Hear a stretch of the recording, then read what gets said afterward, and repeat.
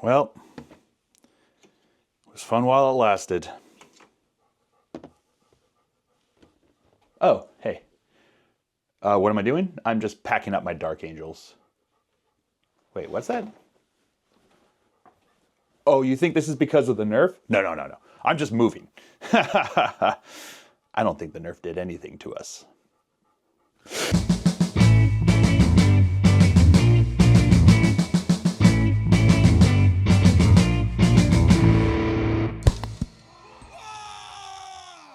Welcome, ladies and gentlemen, to another Glacial Geek video. I'm Phil, the Glacial Geek, and today I'm going to be talking to you about the changes in points now with the newest balance that they've been doing, that Games Workshop has done here for Warhammer 40,000. There's a lot of feelings out there in the world, like anytime anything happens, anytime anything changes, that's not for the better for your particular army. There's always those feelings of like, well, we've been nerfed, we've been hit by the nerf bat, there's nothing we can do.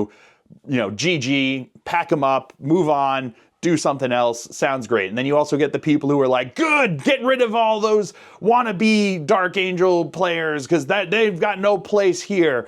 Both things are honestly ridiculous. I think that the fact is, if anyone wants to play Dark Angels, I don't care who you are, great. That's awesome because you've got no choice but to like absorb at least some of the lore that makes this chapter awesome. And the reason that I chose it was because I like green, and then I fell in love with everything else that came along with this. And I don't care who else wants to play them. If they want to play them because they're good, great. If they want to play them because they like green, great. If they want to play them because the lion's a cool model, great. If they want to play them because they've got no other choice and they just got a whole bunch of models from their friends, fine, that's great. I would suggest maybe choosing something that you actually like instead of just what you were forced with. But regardless, that any reason that you're going to play the Dark Angels, great. And I'm here to tell you that this nerf bat that we've been hit with was more of like a nerf like flick of the finger. And I think we're going to be in exactly the same place that we were previously. And able to do whatever we can and whatever we want with these things. And I've already got my lists. I've got two choices of lists that I'm going to be talking about today. One is just adjusting my current list that I had to adjust for the points differences. And the next one is like another reimagining because of some things that I think are pretty exciting to look at. So let's start off with talking about the effects that the points had. So a lot of the key units that we've been using, or that people have been using, not necessarily you, but that people have been using in more competitive lists for Dark Angels that I've also been using in lists, had some points increases. So you had the Jump Pack Intercessors went up a fair amount of points. You had Azrael went up a fair amount of points. You had the Deathwing Knights go up a fair amount of points. Those are pretty key units that went up in points. And then the Eradicator Apothecary Biologist with the Fire Discipline bomb that you have there went up like a fair amount of points as well. All told, I had all of those in my list. So when I was looking at it, I also thought that the Calidus was going to go up. And I thought that the Inner Circle Companions might have gone up because they were being used. But we're left with those were the ones that got affected because I think a lot of them were being, other than I guess Azrael and the Deathwing Knights, were being used instead. Were being used in other Space Marine lists, and we're just like realizing that they were very good at what they did. And I think that's why they went up in points. Especially the Eradicator bomb. I think that was being taken a lot of different places, and I think that it was very good. It was very good at what it did, and I was really starting to get used to using it. But all that said, my entire list, my 2,000 point list with everything that I had there, being hit with the Eradicator increase, the Biologist increase, the Fire Discipline increase, the Deathwing Knights increase, the Jump Pack Intercessor increase, the Azrael increase, my whole list went up 110 points. That's it, at 110 points. And I guess that's what? That's like a 5% increase from a 2,000 point list, right? 100 to, yeah, about 5% increase over my other list. It's not a big deal, if I'm being honest. It's not game breaking. It's not destroying of the abilities of that list. And my list that I had previously, all I had to do was I dropped the two chaplains with Terminator armor from my list, which was 150 points down. And then I added a Munitorum Priest from the Agents of the Imperium list, entirely just to sit on my home objective late game. So everything that I had there, I've still got the 3 squads of Deathwing Knights, I've still got the Calidus, I've still got the Eradicator Bomb, I've still got the Inner Circle Companions with the Judicaire, I still have all of that goodness. Still got Azrael with the 5 Assault Intercessors sitting back on my home objective. All of that's still there. The only thing I lost was the Chaplains, which, you know, having that 4-up invul save against mortal wounds, it's not going to be fun to see go away. But I still have the ability to get that feel no pain against the mortal wounds once per game now with the Watcher in the Dark. So I've just got to keep more of an eye on the Watchers in the Dark to keep that going. I was usually pretty good with it with Azrael, but now I've got to just keep an eye on it with all of my Deathwing Knights. And honestly, the list obviously still does what it needs to do by losing those. Still is going to be able to hit hard, punch hard. If anything, it gives me a little bit more of maneuverability with my Deathwing Knights, not necessarily keeping them on the board that turn 1. I can bring 2 of them now up, because what I was doing previously was the 2 squads with the Chaplain were on the board and they marched up the board. I can still do that, or I can put 2 in the up into Deep Strike and drop them down and not feel like I'm, you know, keeping things from doing what they need to do. So it still does everything it does. And I went 4-1 at DreamHack with it. I went 3-0 at an RTT with this list. I feel good about that list, and the changes, taking the 2 Chaplains out and adding in the Munitorum Priest, doesn't really hurt me. If anything, I think being able to add in that Munitorum Priest puts me in a position where I feel like I have more flexibility with Azrael and the Assault Intercessors than I did previously. Where previously I kind of had to keep them on that home objective, because if I drew defend home objective, or if my opponent drew like taking the opponent's objective there, if it was empty, they would just get that, and there's nothing I could do about it. Now I have the benefit of being able to have them still on that home objective, kind of defend it as much as possible. But I also have that Munitorum Priest now, who's just going to be by himself, sitting back there behind cover, unable to be seen on that home objective, so that if I have the need or desire to then move up later in the game, move up the Assault Intercessors with Azrael, I can. It gives me that flexibility. I can still have that unit back there holding that home objective, scoring me those points, keeping it down, making it so that they can't just deep strike onto it. They've got to try to get onto it, and it keeps them from being able to deep strike onto it. So it gives them another turn that they have to try to get there, and I can, you know, maybe make some kind of reaction to them doing so. And it feels pretty strong, because he'll stay back there with Azrael and the boys for the entire game if necessary, or he'll just hold down and be like, all right, I'll keep the light on for you as you guys go up and do fun things towards the end of the game, once Azrael's been giving me those CP, and now he can go out and punch things with the boys with chainswords. So to me, it feels strong. It feels like it's still a great list that's going to be able to do everything I wanted it to. I don't feel like I lost any of the teeth from my ability to do so. I just dropped those 2 characters that were fun and I liked, and I had them in there for a purpose, but losing them, I don't feel like it took the wind out of my sails, you know? It just made me have to rethink the way things are working, and that's fine. I like that. It gives me the ability to like research and refine what it is that I want to be doing and how I want to do it with my list. And it still feels strong. So my current list doesn't feel like it's super affected by this. It changes a little bit just because of the points, but not so much that I feel that I am like left out adrift and I have to start from scratch. But if I wanted to start from scratch, what would I do? Well, the Lion happened to go down in points, and I always have loved playing with the Lion, having him in there and just being able to go up and smack things in the face with the Lion. It's a lot of fun. I'm not gonna lie, it's a lot of fun. So I decided, what could I make with a list with the Lion that could still do what I want it to do? And I came up with this list. As you can see, it's got the Lion, it's got Azrael, it's got a Judicaire. Those are my characters that I've got going on in there. Great stuff happening from them because they all do amazing things for this army.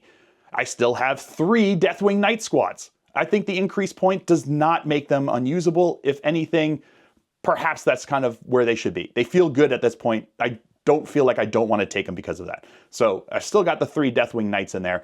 I still got the 6-man blob of Inner Circle Companions because those guys are super effective, especially with the fights first ability of the Judicaire to go up there and do business. I've still got my, my Assault Intercessor squad to go with Azrael there, to sit back on the home objective, defending it back there, doing what I need to. I now have a regular Intercessor squad to start hopping on objectives so that they become sticky, as they go along there, doing things. It's another battle line unit that I can do for different objectives or different, situations and different missions that we have going on in a tournament necessarily.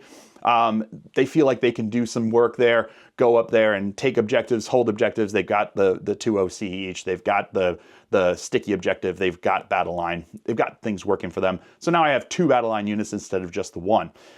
Then things also changed a little bit. Obviously the Lion is the big change there. I then dropped the Eradicator Bomb. If I was going to add in the Lion, that's a lot of points. Something's got to give. And I think the Eradicator Bomb at that point goes. That also means I can drop the Repulsor, which is also a lot of points. So it's a lot of points that you're dedicating to that Eradicator Bomb that now I don't have to with this list.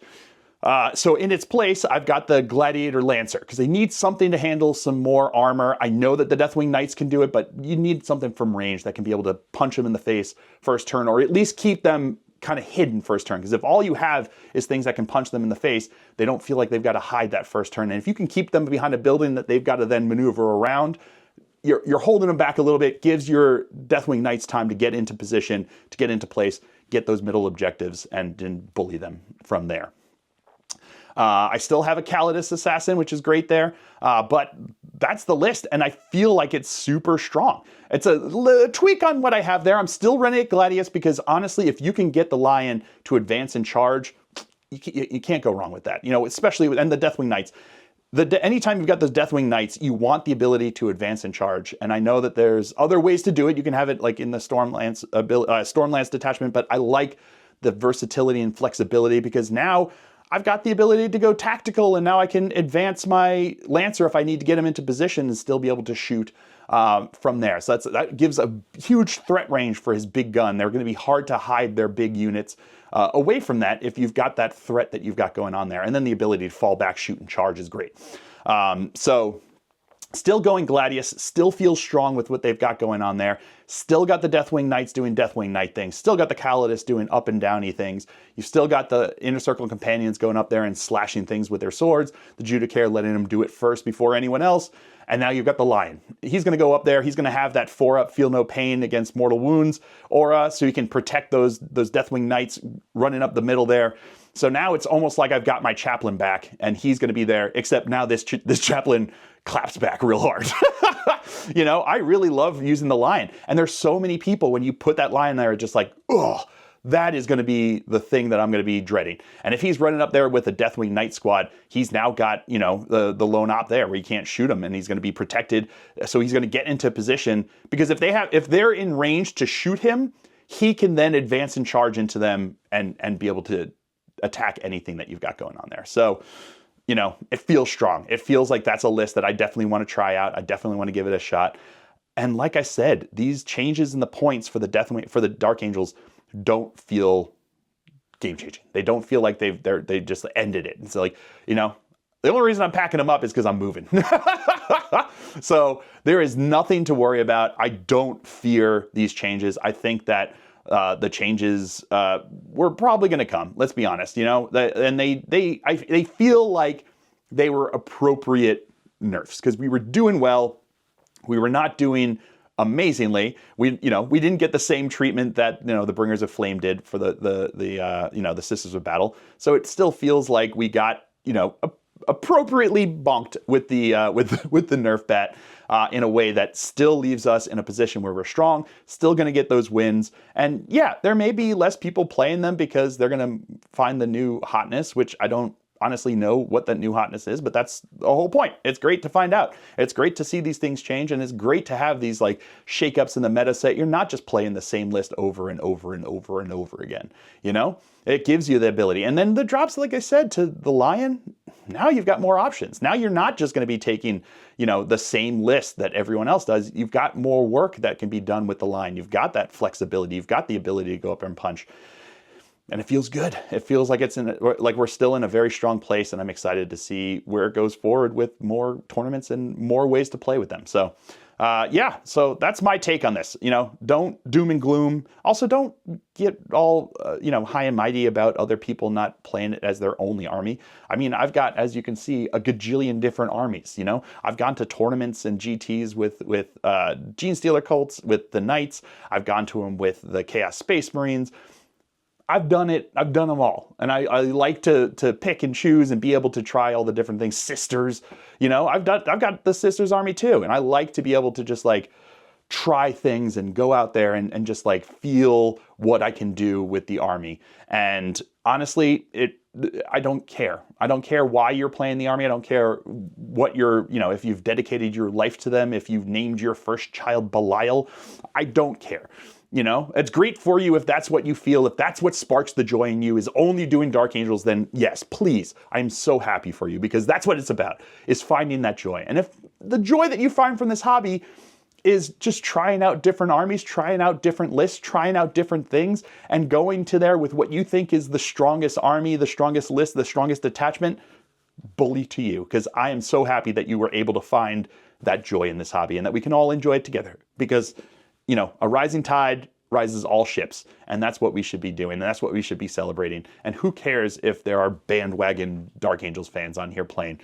I don't care. I say welcome. Join along, have fun with us, and our spoopy green boys are gonna do their thing. So that's my thoughts. What do you guys think? Have your list changed dramatically? Are you dismayed by the changes? Are you excited by the changes? Are you excited by the potential to make new lists, to take new things? Is this gonna inspire you to finally bust out that box of, I don't know, you know, heavy or like heavy intercessors or something? I don't know. You let me know what you think is going to really drive forward with this army. Tell me what you think is going to be the changing, and we'll have that discussion down below. And who knows, maybe it'll spark something in me and I'll find a new joy and a new list that I want to bring. But I'm pretty happy with these two new lists that I've got going there, and I got to give them a shot and try them out and see what they can do.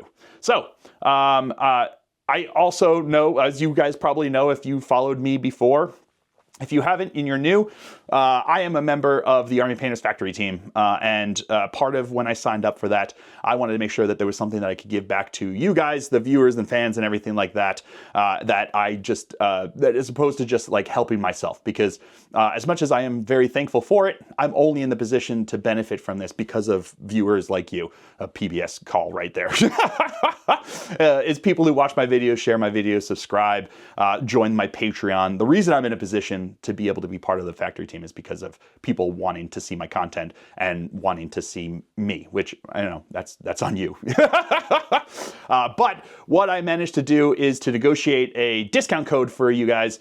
So if you go to the Army Painter and you enter in the code FactoryGeek5, you will get 5% off of your order. So if you are gonna redo your list from the start here, you're gonna take up a new army, you're gonna try something new with the Dark Angels, you gotta bust out that new unit, and you're looking for some paints to paint them up quick, you can go get some speed paints, you can go get some of the Fanatic paints that are great, and you'll get 5% off there. And if you are part of my Patreon, behind that paywall, there's a 10% off code. They wanted me to keep that one behind the paywall to help to say extra thank you to the people who more directly keep this channel going and keep my ridiculousness happening. So thank you all for all the support that you've given me, and hopefully you can take that back. That's not an affiliate code, by the way. It is just a discount code for you.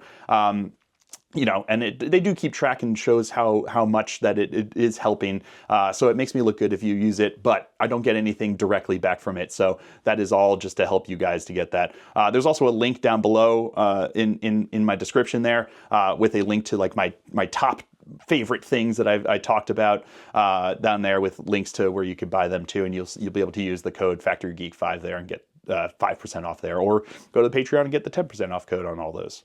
But I hope you guys have all enjoyed this. I certainly have. I have been Phil, the Glacial Geek, as always. And until next time, stay safe and have fun.